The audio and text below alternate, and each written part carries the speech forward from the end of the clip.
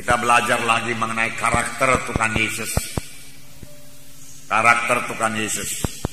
Karena firman Tuhan berkata, barang siapa yang ada dalam Tuhan Yesus, dia wajib hidup sama sebagaimana Yesus hidup. Masih banyak lagi dalam hidup kita yang perlu kita perbaiki supaya kita bisa hidup sama sebagaimana Tuhan Yesus hidup. Kelihatannya menurut pikiran manusia hal ini mustahil. Tetapi Tuhan tidak akan meminta sesuatu yang tidak bisa kita penuhi di dalam hidup kita. Terlebih-lebih firman Tuhan berkata, sama sebagaimana dikatakan Paulus, hidupku ini bukannya aku lagi, tapi Yesus hidup dalam aku. Yesus hidup di dalam saudara. Yesus hidup dalam saya. Ada Roh Kudus dalam saudara, ada Roh Kudus dalam saya. Roh Kudus itu hidup, Roh Kudus itu berkuasa. Dan firman Tuhan berkata, Roh Kudus akan memimpinkan kita kepada segala kebenaran. Roh Kudus akan menuntun kita. Roh Kudus akan menyanggupkan saudara untuk menolak semua dosa.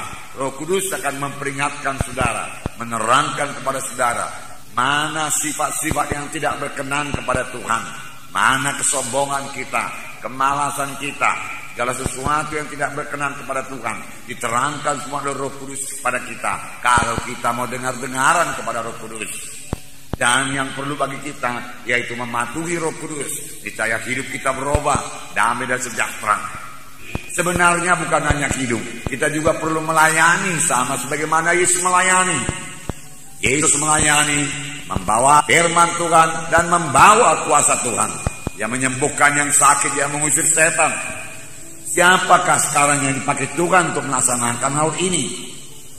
Tidak lain daripada gerejanya, yaitu saudara dan saya. Tidak ada alat Tuhan yang lain.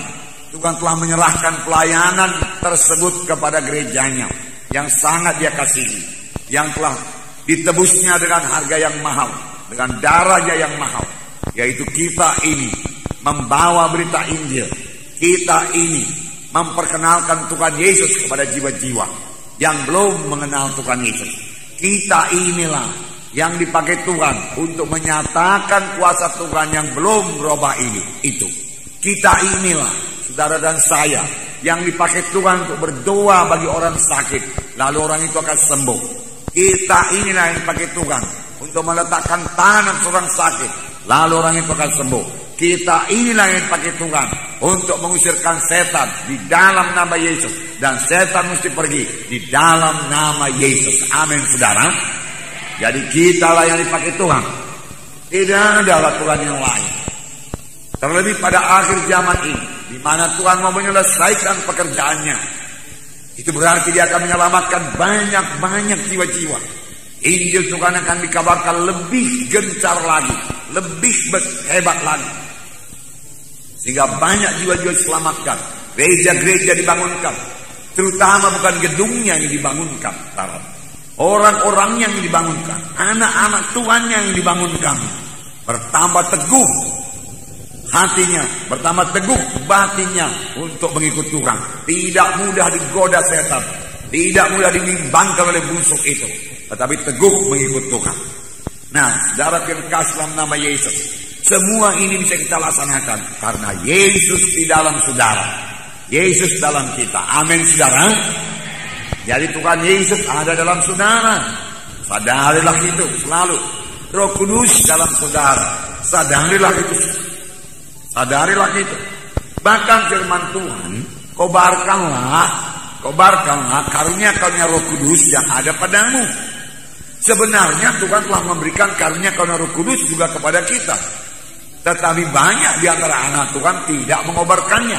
Bahkan dia tidak tahu, dia tidak menunjukkannya. Oleh sebab itu, setiap anak-anak Tuhan harus tetap dalam persekutuan yang indah dengan Tuhan. Amin, saudara. Jadi rasakan selalu kehadiran Tuhan di dalam hidup saudara. Bersekutu dengannya, dengarkan suaranya. Tuhan itu Tuhan yang bersungguh-sungguh. Oleh sebab itu, kalau memang Tuhan dalam kita, semuanya kita kerjakan dengan sungguh-sungguh. Kita melayani dengan bersungguh-sungguh.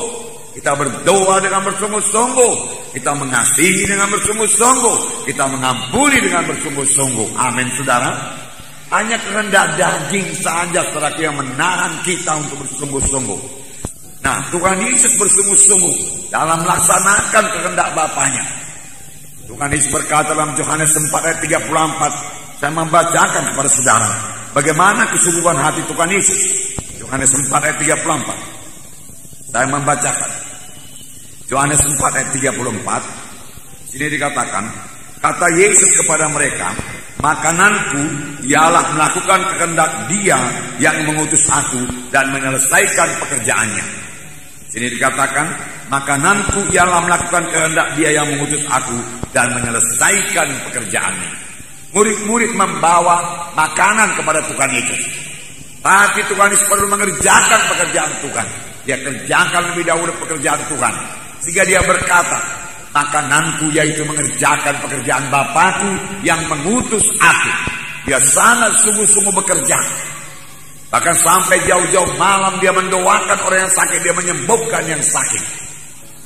Sampai ibunya dan saudara-saudara yang berkata, dia sudah tidak waras lagi.